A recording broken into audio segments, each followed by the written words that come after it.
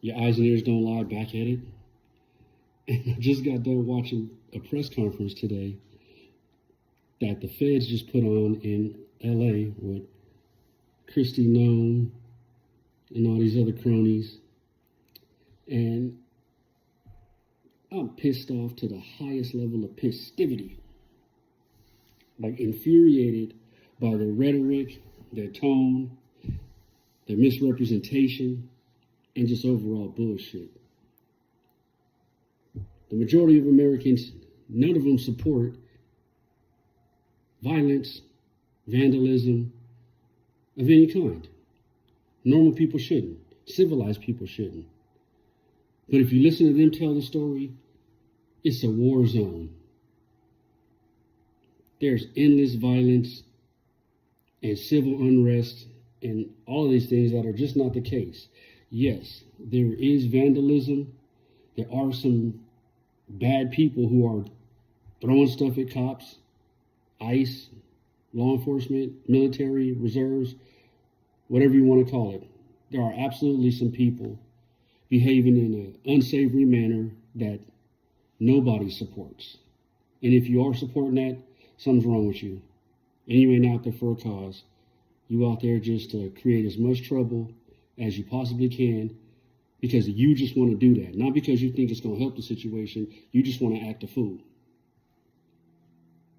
But if you look at the statistics, like they said on the news and the local outlets in LA, they made 80 arrests yesterday. 2 were for assault with a deadly weapon on officers. Now, yesterday, there was a car that they had a high-speed chase that they chased and said the car was used to try to hit officers. I don't know if that's what they're referring to, but there's your 2 right there.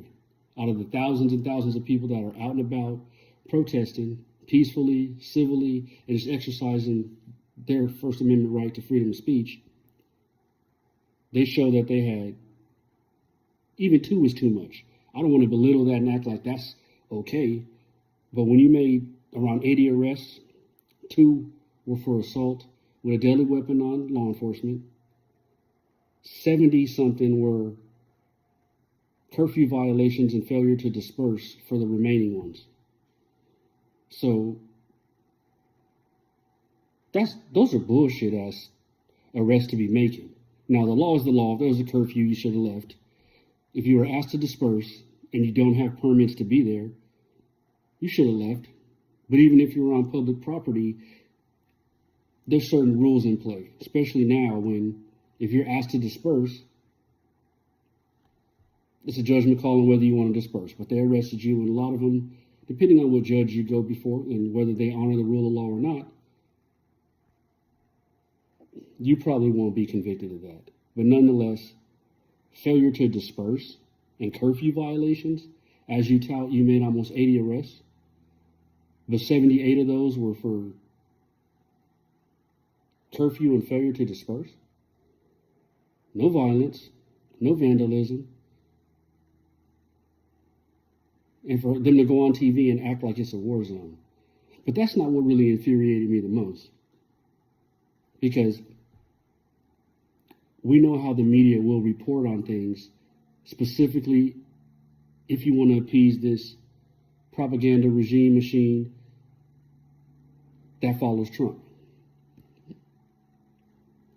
What infuriated me the most is that they sat there on their soapbox talking about you believe in the letter of law, you will not allow anyone to endanger or assault peace officers, law enforcement, and the military.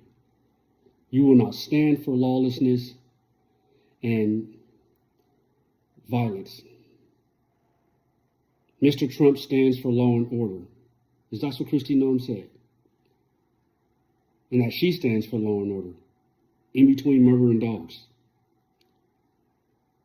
And just went on to talk about how they support the letter of law, stand behind it, and violence will not be accepted. Rioting assaulting cops, and it really hit hard when you talk about you will not stand for any protesters or rioters endangering law enforcement. You said that about 3 or 4 times. And although I'm sitting in my living room,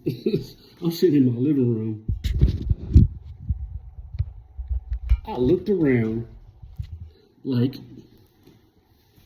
I was in the Twilight Zone. Like, did she just say that? Did you just say what I thought I heard you say? And you know, we're in the world of DVR and where you can rewind television, so I queued it back just to make sure I heard her right. So you just said basically what everybody has been saying about all of those insurrectionists that invaded the Capitol on January 6th, and y'all let them all out. You believe in the letter of law. You believe no one should be able to assault law enforcement. And you part of a regime that let out 1,600 criminals, with the overwhelming majority, upwards of over 90%, committed violent acts. Some as severe as assaulting police officers and Capitol Police with weapons, pepper spray, flagpoles. There were deaths, there were injuries, there were all kinds of things with the intention of overthrowing the government. But this federal government, who believes in law and order and justice, the rule of law, and a president who stands for justice, even though he got 34 felonies and would have had close to 90 if he wasn't able to delay everything till he took office and took control of the Justice Department and got rid of all of his cases. That guy, who's been a career criminal his whole life, where he was no good when you just knew it was white-collar crime with bank fraud and misrepresentation for construction deals and not paying contractors and all kinds of things. But then you find out the dude is committing sex crimes. That is just all-around slimeball. That guy. This regime. Y'all care about law and order. You guys need to stop it. You need to stop it. This is in no way a defense of the protesters that are breaking the law.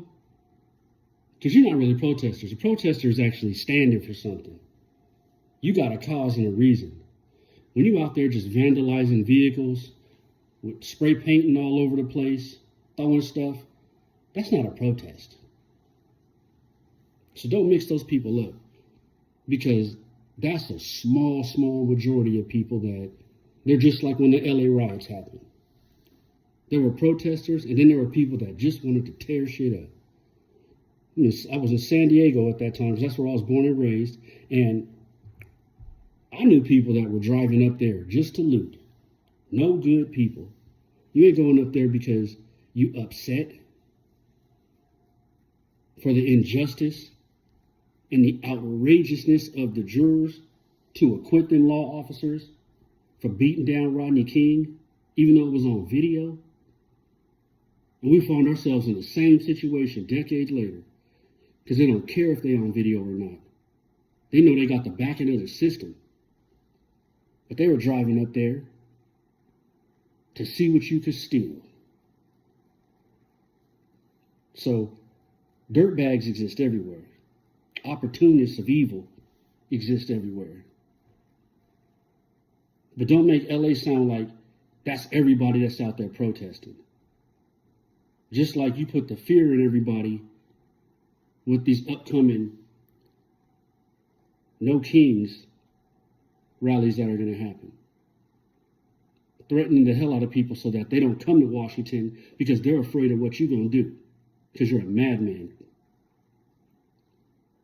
So I'm glad that people are exercising their rights. I hope you have as many as you want. You won't catch me out there. Because I disgust you people. But I know that you can't wait to see people of color. So you could aggressively enact violence against them. That's the difference between these anti-Trump and Musk rallies. We didn't go out. So you didn't see the police presence. You didn't see no rubber bullets. You didn't see tear gas. Even though they were tearing up stuff, there were some places where y'all was definitely tearing up shit. Tearing up dealerships and all that. But you didn't see the police response, even though there were huge crowds. But it's who was in the crowds.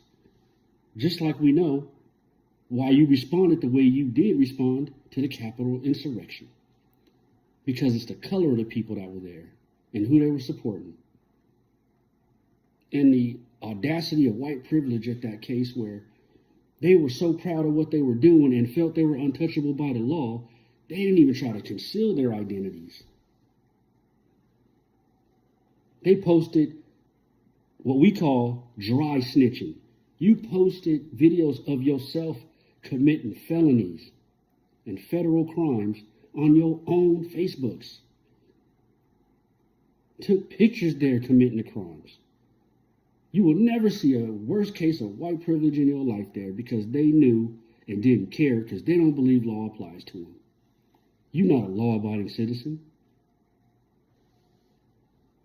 But because Trump believes in the letter of law so much, and Kristi Noem and all of these feds and everybody that's out there, Pam Bondi, she's a joke, Kash Patel, Dan Bongiani, or whatever your name is, y'all believe in the letter of law so bad that this full blanket pardon didn't even look at him on a case-by-case basis like Pam Bondi was saying when she was trying to get confirmed. You just blanket pardon everybody because you don't care what crimes they committed. Because you know they did it on your behalf. They did it for you at your discretion. You told them to go do it. You planned for months to do it. You told them 5 minutes before they marched down there that you marching down there with them. It was a clear intention to overthrow the government and stop the certification of the election. And all you other Republicans, y'all need to wake up. Because how he turned on Pence, because Pence, I wasn't a Pence fan. Still not really a Pence fan, but I can respect the guy for doing what needed to be done and upholding the law and the Constitution. Whether it was going to be political suicide or not, he did the right thing in that situation. I don't agree with a lot of other stuff about him, some of his beliefs, but I can respect you doing what needed to, what you were obligated to, and what had to be done at that time to stop that insurrection, to make sure they were unsuccessful in blocking the certification of the votes. The certification of the election that to this day, he's still arguing about. And these states that are putting it in their curriculum to teach election lies, to rewrite history so that you look favorable, because you can never accept the truth or tell the truth about anything in history that makes you look bad.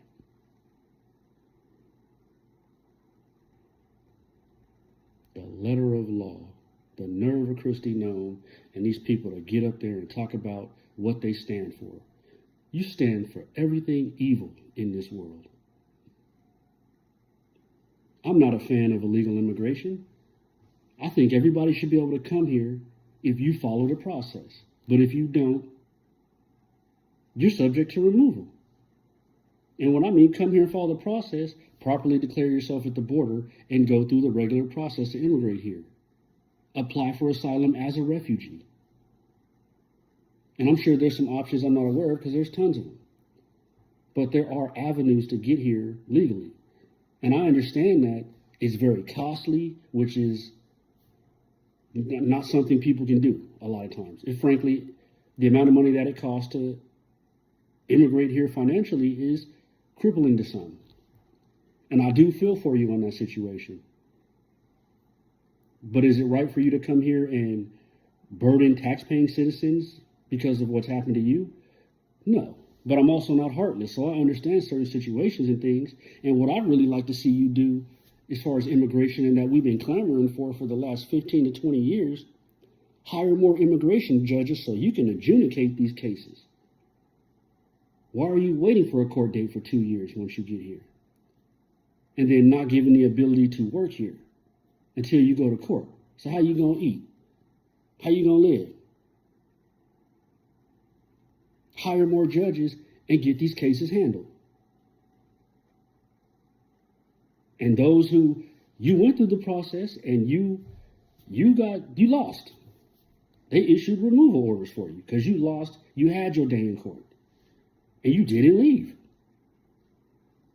So I'm not feeling bad for you about what's occurring, but I'm feeling bad about the way they're going about it because it's just inhumane in some cases.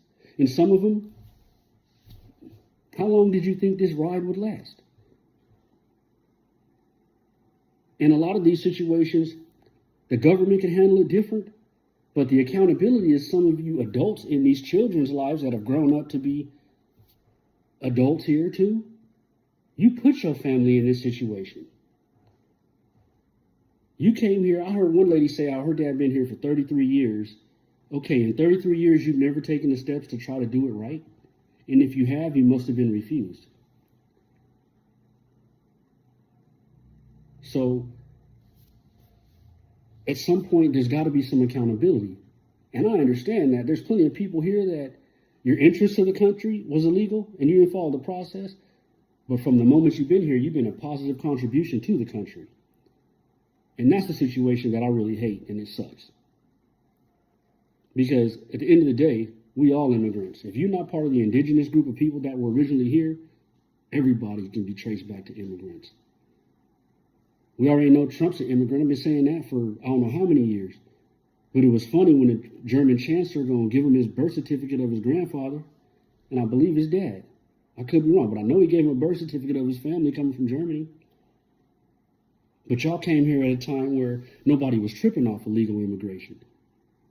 And if you was the right color, you could just come. So if you're going to really take this stance on immigration, why aren't you going after everybody? There's millions of people here illegally from European countries, from Asian countries. Because even if you initially got here legally and you overstayed your visa, your status is now illegal.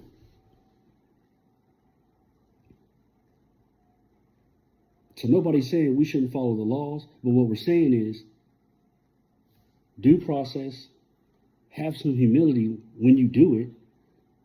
And why are you targeting specific groups? If you're all about immigration, stop targeting brown people, target everybody, which we know you're not. There's a reason why you're doing this in blue states that you didn't win, that don't support you.